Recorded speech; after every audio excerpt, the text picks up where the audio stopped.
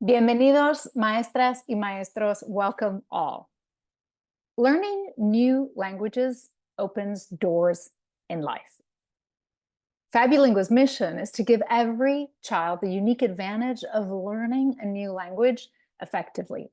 And you teachers are in the front line of making this possible. So the purpose of today's webinar is to equip you with a way more powerful approach than what you may have already had to make this happen.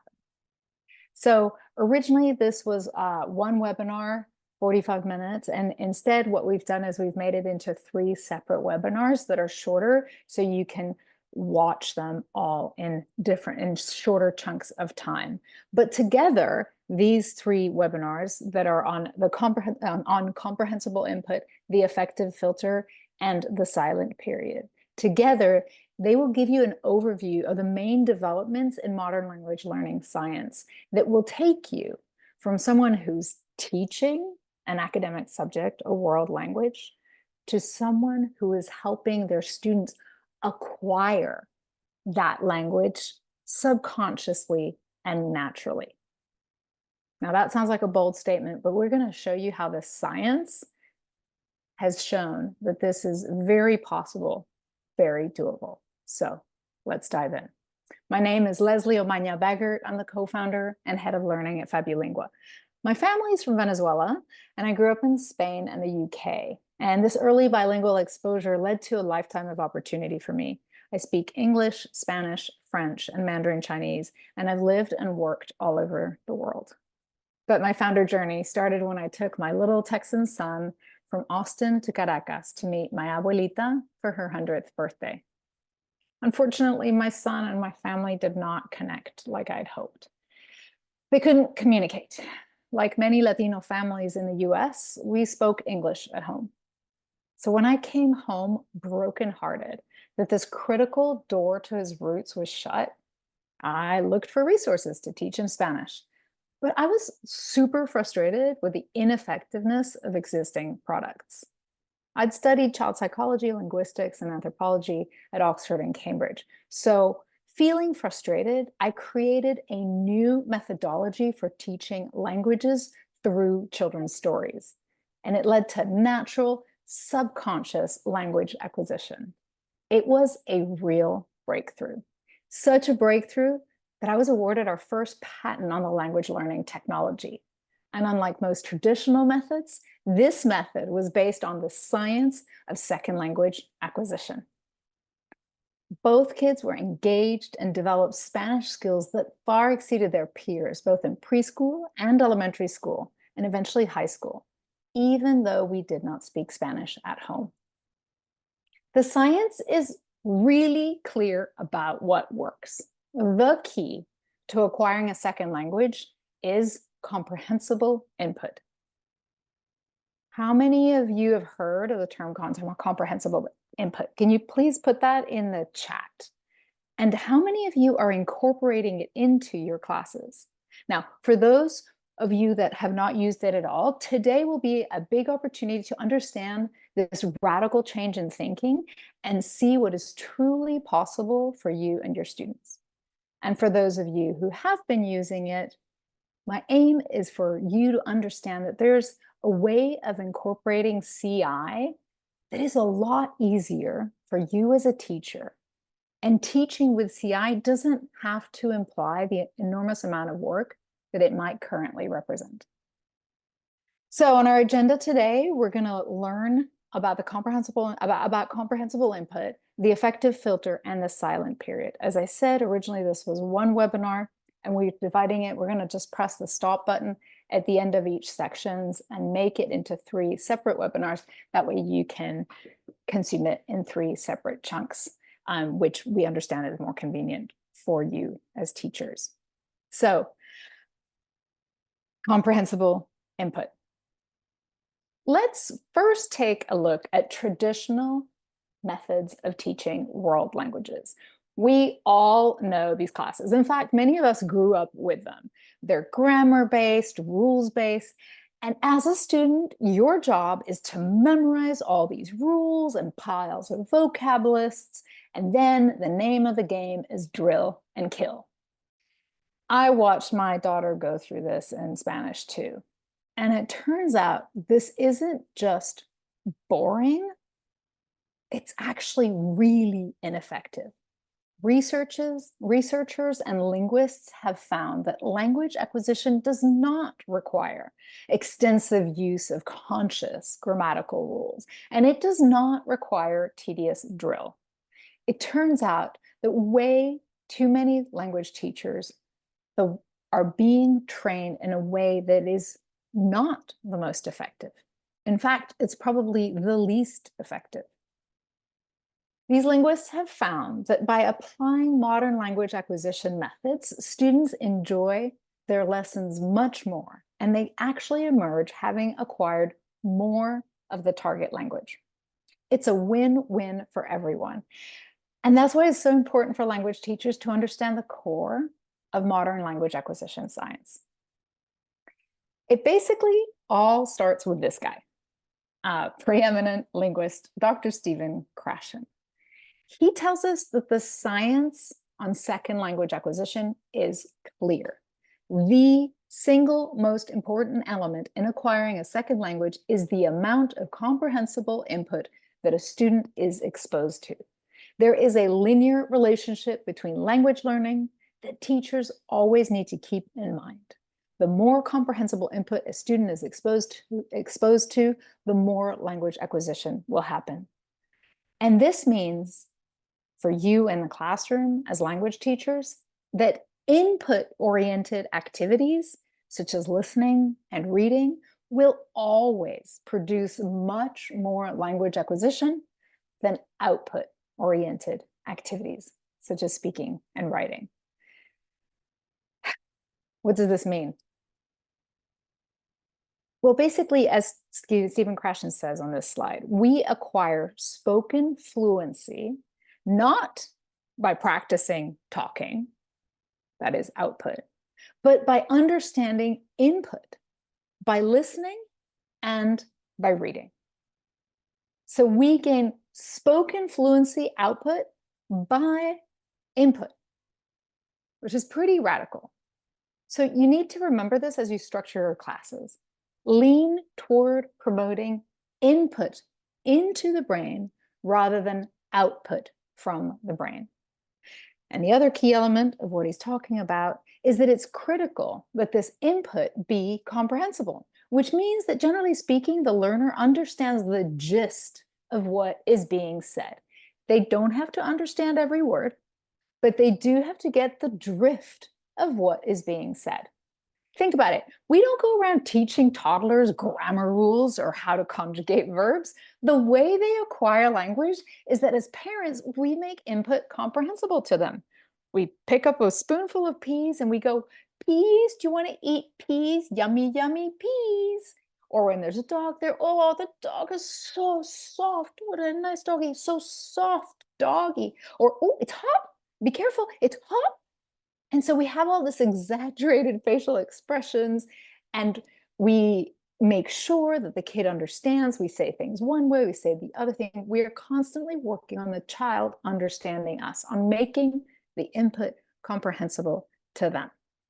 And it's only later on in life, at about third grade, give or take, after about a foundation of a good 10 years of receiving comprehensible input, that in our native language, that we eventually start learning grammar as icing on the cake to perfect our native language. We don't start by learning grammar.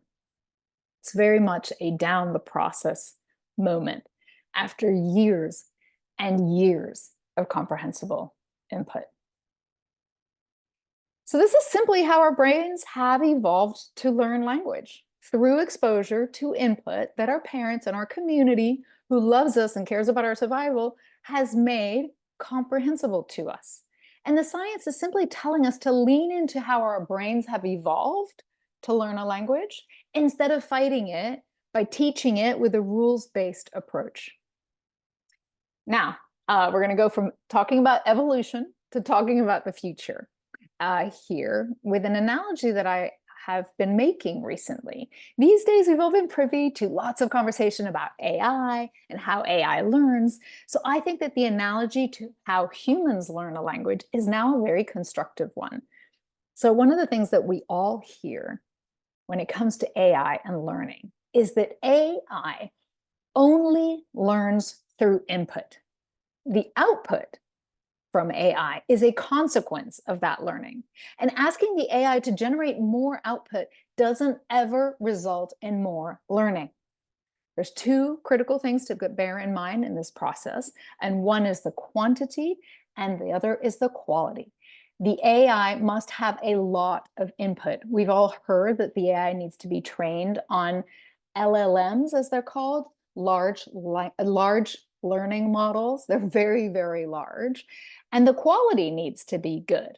We've also heard garbage in, garbage out when it comes to how AI learns. It needs to be trained on good quality input, a lot of it and good quality. And if it's got those two conditions, the AI learns.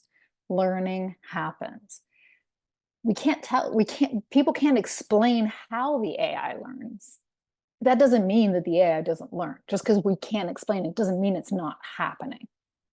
And nobody's sitting around teaching the AI, these are the rules of language. No, it's learning through exposure to a lot of input and quality input. And in the analogy that I like to make, we are NI, natural intelligence, as opposed to artificial intelligence, but we work in a very similar way, which is we need a lot of input to learn. It needs to be of a certain quality. And in the case of humans learning language, that quality means it needs to be comprehensible. You need to understand the gist of it. And if you understand the gist of it, you just need a lot of it. You need a lot of input, and it needs to be comprehensible. And then in much the same way as AI, the NI, the humans, the natural intelligence, it learns. We learn. We acquire languages. Again, maybe it's not clear to explain exactly how, in the same way as we can't say exactly how the artificial intelligence acquires a language, but we do. We acquire languages when those two conditions are met. There is no need to memorize the rules of grammar or lists of vocabulary lists. So now that we know how quintessentially important it is, as comprehensible input is to acquiring a second language, what are the classroom strategies to deliver it to your students? The answer is quite literally anything that you can use to make your students understand what something's about. So in the classroom, the effective CI teacher delivers comprehensible input by pointing sometimes, acting, using her body or her face with exaggerated facial expressions, or drawing with, on a whiteboard, on a blackboard, on a piece of paper to illustrate what the teacher is saying, or by signing. Sometimes there's a sort of system of sign language called TPR that some teachers use in order to make some critical words more comprehensible. So let's see Krashen himself use drawings and pointing to create comprehensible input to teach German. Let's have a look over here. Kopf. Das ist mein Kopf. Verstehen Sie Kopf? Ja? Gut. Kopf. And here I'll draw a picture now. Kopf. Ist gut, ja? Schön. Kopf. Das ist Mr. Spock, ja? Mr. Spock hat 2 Ohren. Ohren. Verstehen Sie Ohren? Er hat 2 Ohren. Okay, Mr. Spock. Ja? Ach, nein. Entschuldigung. Okay. Augen. Verstehen Sie Augen? Augen. Wie viele Augen? 1, 2, 3 Augen. 3 Augen.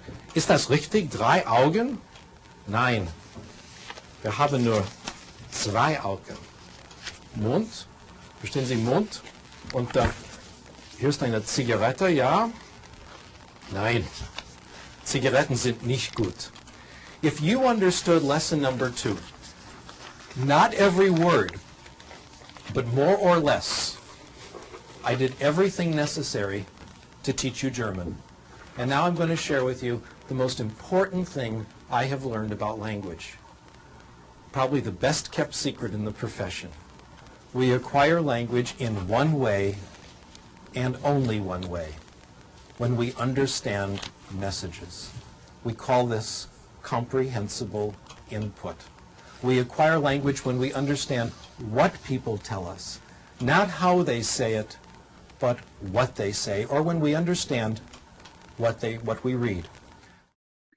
Okay, so I don't speak any German, but right there in that passage, I was able to understand that he was talking about a head and about eyes and ears, Ohren, Augen, Zigaretten, nicht gut. I didn't understand all the words, but I got a gist about what he was talking about with Mr. Spock and describing Mr. Spock. So long as I'm understanding the gist of it, then getting exposed to more comprehensible input is going to be leading to language acquisition. It's fascinating that in practice in the CI classroom, you're likely to find that most activities are actually based on students consuming stories in various ways, and that they're rendered comprehensible in a range of different ways. I'm going to go into more detail about this in a subsequent webinar on storytelling and the science of storytelling. And it's an exploration of various use of stories in comprehensible input classes. So do make sure you check that out. But basically, there's lots of ways of creating comprehensible input. And CI teachers often use goofy TPRS stories and they employ signing of common words, or they'll make up a story and draw it up on the whiteboard as they tell it. Or they'll read illustrated children's books while they're acting out scenes or getting their students to act out scenes. Sometimes they'll use movie clips that are interrupted on a frequent basis in order to ask circling questions to make sure that the student is comprehending what's happening. And often playful teachers will also create various class games for reviewing the vocabulary of a given story after they've read it. So, and of course, there is FabuLingua, and that combines comprehensible stories with the fun and engagement of mobile gaming. I wanted to drill down a little bit on one of the things that Krashen went on to elaborate on later on in his research, which is the huge importance of compelling input. It is possible, he said, that compelling input is not just optimal. It may be the only way that we truly acquire language. He basically found that boring input doesn't really cut the mustard. It has to be compelling, which is why stories often work best, because as you'll hear in that subsequent webinar, we are naturally designed to be very attuned to stories. Our brains literally find them very compelling. And this is very important when it comes to kids, because kids are not just small adults. What they find compelling is totally different to what adults find compelling. And that is why teachers find that repurposing technologies and apps that were designed for adults and reusing them for kids is typically not very successful. So the benefits of teaching with CI, most of them revolve around effectiveness. And of course, they're very fun. But really, exposure to CI helps learners develop proficiency and fluency without the need for explicit grammar instruction. And over time, learners internalize grammatical structures in a really subconscious way. And they internalize vocabulary through this repeated exposure to CI. Increased confidence is another massive benefit that students have as they progress through learning through CI. And this confidence has this like really virtuous circle effect of really reducing anxiety and promoting more active participation in language learning activities. But best of all is the long-term retention. Language acquired through CI tends to be retained longer because it's learned in a meaningful context of oftentimes a story. And this mirrors the natural language acquisition process for first languages, native languages, and how they're learned, leading to more durable language skills and higher proficiency levels. But there are challenges of teaching with CI. Basically, you run out of things to point at in a classroom, so you have to go home and spend hours scouring the internet for images to use in building the next story that you want to tell. And then you kind of decide that you maybe need to make props or bring in some other props into the classroom that will make the words more comprehensible. And all of this takes a lot of planning, a lot of time for a teacher to really think through which stories she's going to tell, exactly how she's going to tell them in order to make them comprehensible. Does she need to print out these verbs, these words with translation so she can point at them, because it's not easy to act them all out? And is she going to need to hang these up? Is she going to get certain kids to act things out? All of it is a lot of pre-planning. And then on top of it, because the content needs to be compelling, it typically requires the teacher to have really high energy levels while narrating a story. She really needs to be on and super caffeinated with infectious energy to get all of her students' attention, and oftentimes be the goofiest teacher that students have during their school day, just in order to make that content compelling and engaging. And not all of us are feeling like that every day of the week.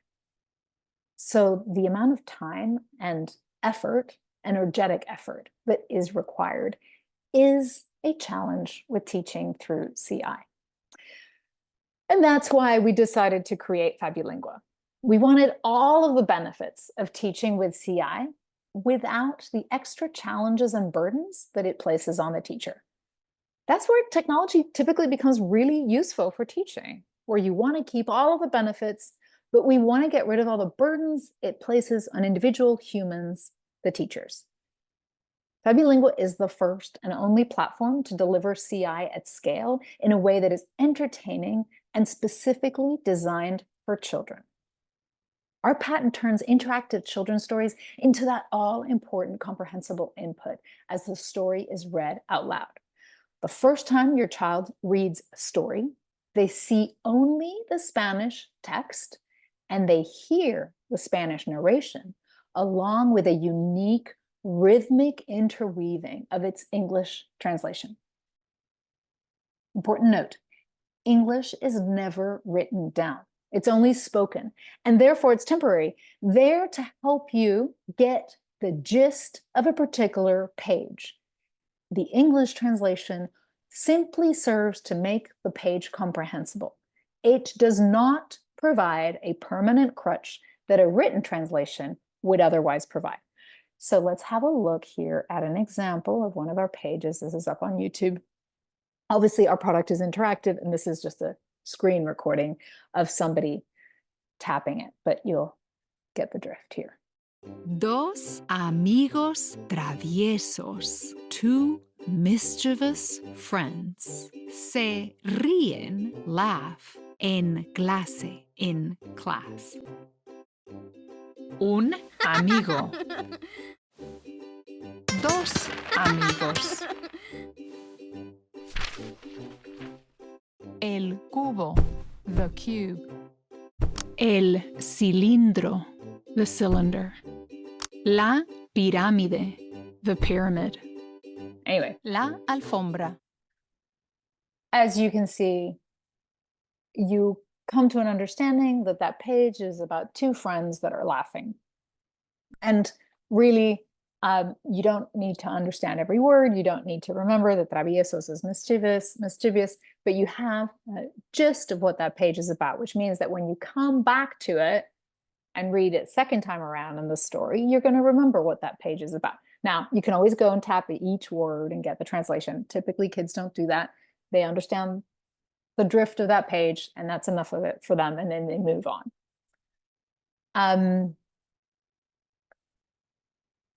So, to summarize, what we've created at FabuLingua is an easy-to-use freemium teacher dashboard to pair with our award-winning mobile game that delivers vast amounts of comprehensible input through interactive children's stories.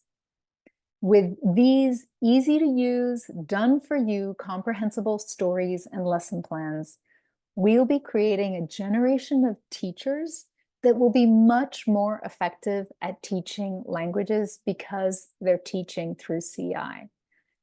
And we're going to be doing it at the same time as we save them time. They don't have to go about creating all of these materials. And not only that, they're going to have lots of insights into what each child is doing, exactly how much comprehensible input they've been exposed to, all the way through each one of our stories and mini games within the stories. So that is the first part, comprehensible input, of this webinar series. Now, the next part is on the second core concept, the affective filter. I suggest I'm going to press pause now. I'm going to stop this video from recording, and I will see you. I really, really recommend that you come over and have a look at the webinar on affective filter, which is up next. So see you over there.